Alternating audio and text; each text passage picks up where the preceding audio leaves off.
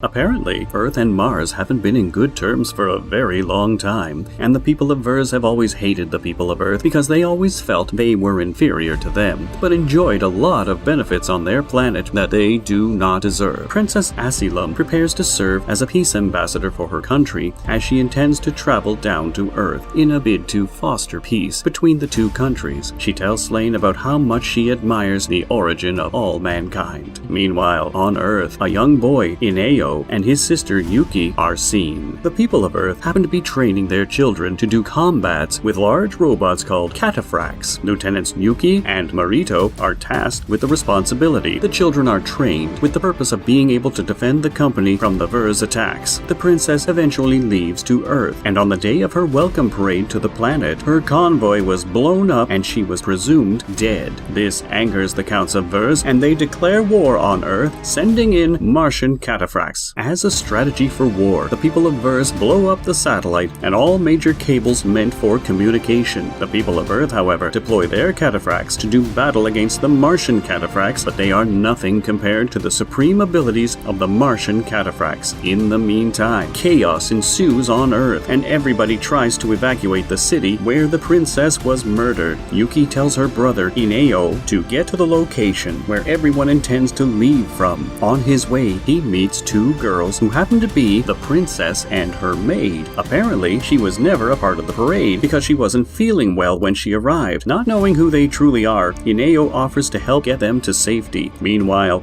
we realize that the assassination plot on the princess wasn't done by the people of Earth, but by the counts of Verse. They had sent in spies to complete the assassination in a bid to have a justification for war against Earth. Unfortunately, they were all killed by the count who had given them the job before they could claim their reward. This is to leave no loose ends. However, Rayet, the daughter of the leader of the spies, was saved by Yuki and taken to their school for safety. Ineo and his friends decide to fight against the Martian cataphracts with the cataphracts they use for training in school. Earlier on, Yuki had passed out from the battle, and when she wakes up, is told about her brother's intentions. She convinces him to change his mind. He, however, is determined to fight against the enemy, and they come up with strategies to fight against the cataphracts that had chased them earlier. While they make plans, Princess Asylum, who is not in disguise, and Rayet offer to help. They are assigned to drive the truck that would be used to lure the cataphract. Ineo realizes that the cataphracts do not have eyes and only see through a use of external drones which hover around. They target all the drones and take them out, rendering the Martian cataphracts blind. In the midst of the fight, when it seemed like the Martian cataphract would claim victory, Princess Asylum reveals herself and commands the cataphract to stop. This was just to distract him, while the others shoot at him, thereby defeating him. In the midst of this, Slane sees and recognizes the princess. Initially, just Rayet was present at the transformation of the princess. She then reveals her true self to Ineo and urges them not to tell anyone. However, Rayet is convinced that all Martians are bad people, looking at what they did to her father. Ineo and his crew are attacked by another Martian cataphract, and this one seems to be stronger than the last one.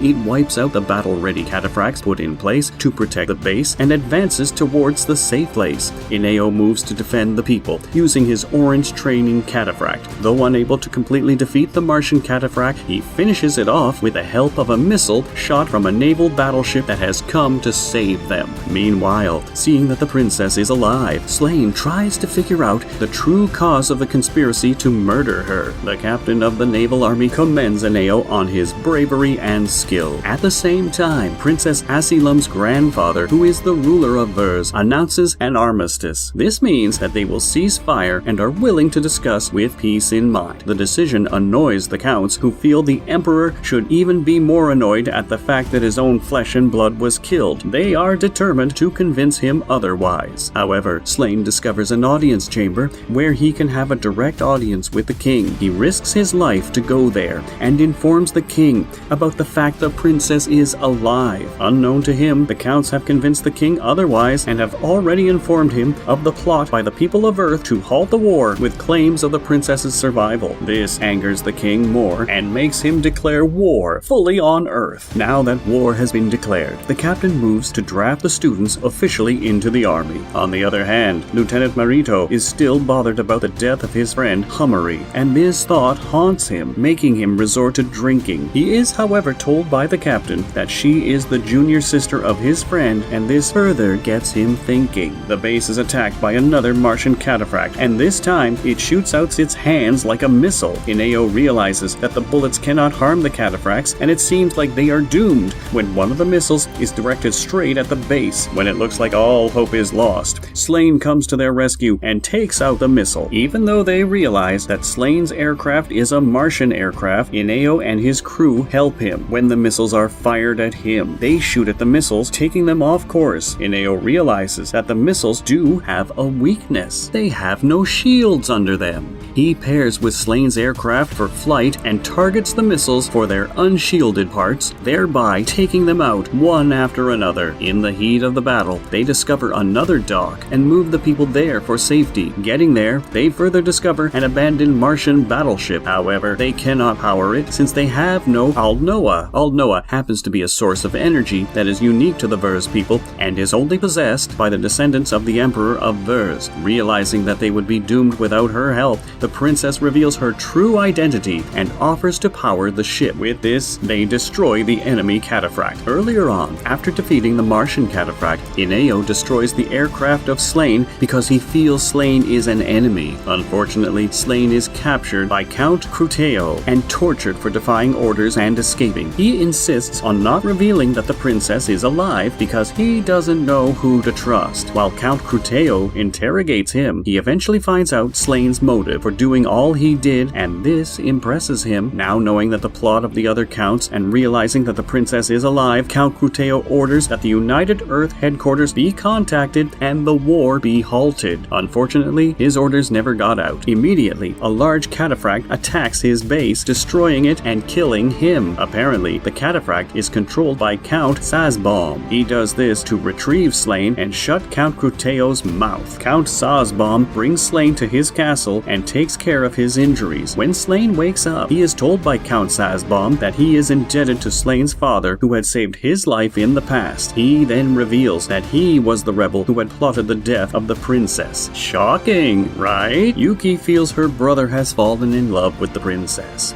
This is due to what she called recent changes in his behavior that she has been noticing, though she feels bad that he didn't tell her about the princess's identity when he had found out earlier. Due to his PTSD, Lieutenant Marito is made to go through the experience that has haunted him. He remembers how he had been forced to kill his friend, who was being engulfed by fire, to save him from the pain of burning. He is shocked once more by this as it continues to haunt him. Rayet still thinks that all Martians are evil and wonders how the princess easily revealed herself and got welcomed by the people of Earth. Her hatred for Martians grows further as she is made to believe that the Martians are only good at deceiving people. She attacks the princess while she is bathing and strangles her with a chain. This causes the Martian battleship to lose power and forcefully land. The fact that the ship lost power could only mean one thing: the princess had died, since she was the source of the power of the ship. This thought causes panic as they run to the bathroom where the princess was last seen. Getting there, they see her lying on the floor and passed out. She eventually wakes up after being offered CPR by Ineo. On waking up, she reveals that she was attacked by Rayet. While she is still talking, Rayet walks in with a gun and narrates how angry she feels at the Martian and why they should be hostile towards the princess. However, she couldn't bring herself to hurt the princess after the princess apologizes to her and asks for forgiveness on behalf of the Martians that have hurt her by killing her father. Meanwhile, Count Sazbaum narrates his plan to Slane, explaining how he felt angry at the royal family and how they have neglected the people. He also reveals that he wants to expand his colony into the Earth so that his people can enjoy the resources which the people of Earth enjoy. This bothers Slane. Ineo and his crew have finally gotten to their destination, which is the United Earth headquarters. Getting there, the princess is able to communicate to the people of Verse and beg them to stop the war against the Earth people. However, it is already too late, since Count Sazbaum has taken over and is hell-bent on seeing through with the war. The princess's speech reveals her current location to Count Sazbaum, and he moves to end her life himself. Slane is conflicted about his decision and is offered a chance to join his cause or flee to Earth. He chooses to flee. Count Sazbaum renders an open declaration of war on Earth with the aim of assassinating the princess. He deploys his full force, and this leaves needs Aneo and crew to gear up and protect the princess at all costs. The cataphracts on Earth continue to be no match for the Martian cataphracts. The war leads to great damage on both ends, but more on the people of Earth. The princess is made to ride with Aneo's sister, Yuki. This is so that she can be protected. In the heat of the battle, the people of Earth seem to be losing massively. The princess deliberates on her next line of action and decides on the last resort. She finds her way to the source of Aldonoah, and with her power as the descendant of the royal lineage of Vers, she puts it off. This makes all Martian cataphracts lose power, rendering all Martian technology useless. After this, she seeks for Aneo and runs to him. Unfortunately, she is severely injured and is almost dead. While she tends to him, Count Seisbomb shoots her from behind, killing her. This angers Slain, who shoots Count Seisbomb multiple times. Aneo regains consciousness and goes to meet the princess. Realizing that she is dead, he reminisces about the time they have spent together. However, these memories are short-lived as Slain shoots him from behind.